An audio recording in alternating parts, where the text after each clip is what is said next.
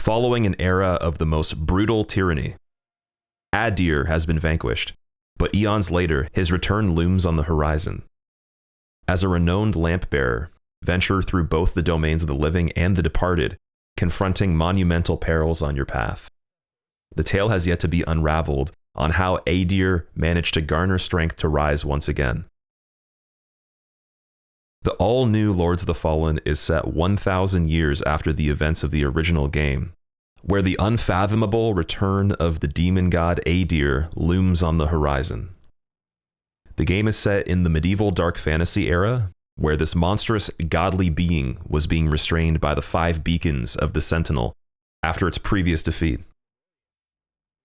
The said beacon towers over the land of Mornstead, a prominent region where the game sets. Eons after, Adir's dark forces festered and defiled these beacons, rendering Adir's shackles weak and volatile. When Lords of the Fallen first released, I had played through quite a bit of the game, which some of you may have seen in my livestream. No! After putting it down for quite some time, I realized there were several changes made from the developers.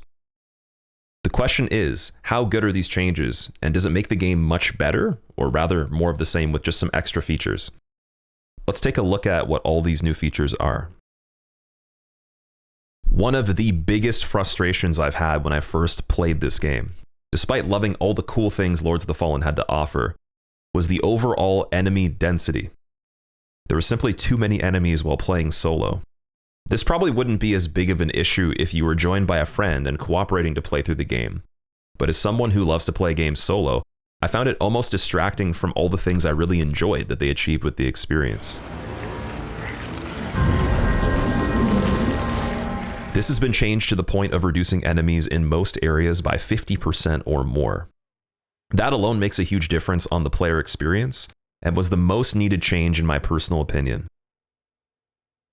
In the early times of the game's release, the lock-on system was quite janky at times, and could lead to situations such as switching between enemies too quickly, making the camera spin around, or not locking onto an enemy you intend to target in the center of the screen. The momentum that you gain from attacking while moving forward, combined with these enemy tracking issues, would lead to falling off of ledges several times. Now it's actually impossible to swing yourself off of any ledge or cliff, and it can even be used strategically to make your way through super narrow walkways and other sections by attacking with the character to move rather than walking or running, and safeguarding your character from falling. The quality of life features definitely needed some looking into in the game, and there is a great addition with weapon upgrades. It's quite the arduous task to have a weapon in your inventory that is highly upgraded, but then wanting to test a new weapon and not having materials or wanting to spend the time to test it because you already spent so long upgrading your current weapon. You can now find loot that is pre-upgraded relative to your current gear and not have to go through as many headaches. This feature definitely takes the grind out of the first playthrough that you might have felt before, and some people could dislike that, others will probably really appreciate it. But all in all, there's so many other Souls-like games that would benefit a ton from a feature like this, and I hope I see this again in other games. With each additional playthrough, the early version of Lords of the Fallen had a mechanic that decayed the frequency of finding checkpoints to rest at with each playthrough completed. This means by later NG cycles or new game playthroughs, you'd have a much harder time finding the resting spots. Now there are options to customize the way this works, and ultimately, I'm sure most of us will keep the vestige checkpoints consistent to the first playthrough, even on extra playthroughs. With multiple levels of decay, such as none, minor, extensive, and tremendous on the game modifiers menu, it's nice to have the option of absurdity if you are a true masochist and don't want as many checkpoints on a subsequent playthrough, but it's also not required for people that want to enjoy themselves. Next up is a feature that I don't believe has ever been added to a Souls-like or action RPG game of this type, which is New Game Plus 0.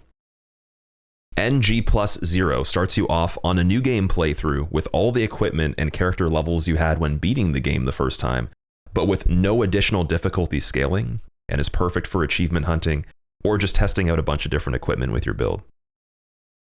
The seedling system is a mechanic that lets you plant checkpoints in special areas on the ground to have your own custom location, which could be closer to the boss, or simply extra security when traversing areas. Though they never changed the areas of where you can plant these seeds, they have actually changed some other details.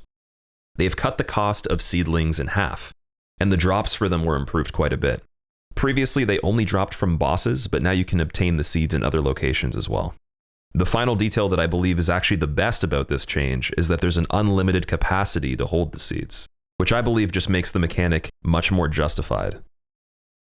Sound effects in the form of parries and grievous strike sounds have been changed from the original audio, and in my opinion, they do sound better.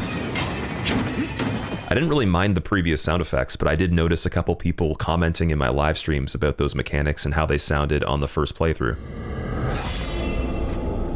Now, this is an aspect that doesn't necessarily make or break a game, especially in the action RPG genre, but one super high point of Lords of the Fallen is the graphics. They've always been one of the high points of the title, and I absolutely love the visual style of this game.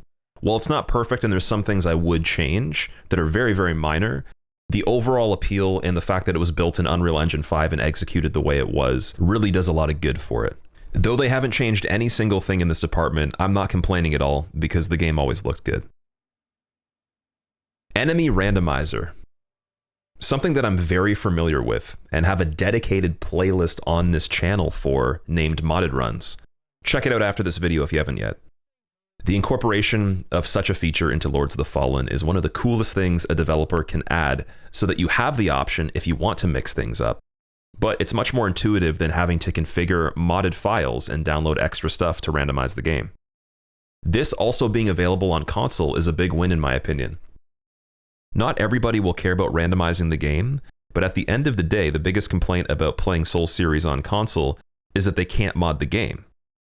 The new hardware such as the PS5 can certainly handle mods for a lot of these types of games, but the support for them is not really there. Multiplayer on release was not nearly as clean of an experience as it should have been. Now being able to co-op and having a friend join you and beat the game seamlessly without having to rejoin is much appreciated. There are still some quirks like the joiner not being able to revive the hosts, and also the joiner of the main player not being able to lose the game's currency, but the main player still can. Lords of the Fallen is most certainly a next generation game that does demand power out of your PC if you aren't a console player. The current gen consoles can keep up, but overall the game doesn't run the greatest for older hardware on PC. And with that in mind, the developers took performance issues into consideration and did what they could to make this a smoother experience, which is always an important update that any game should have when possible.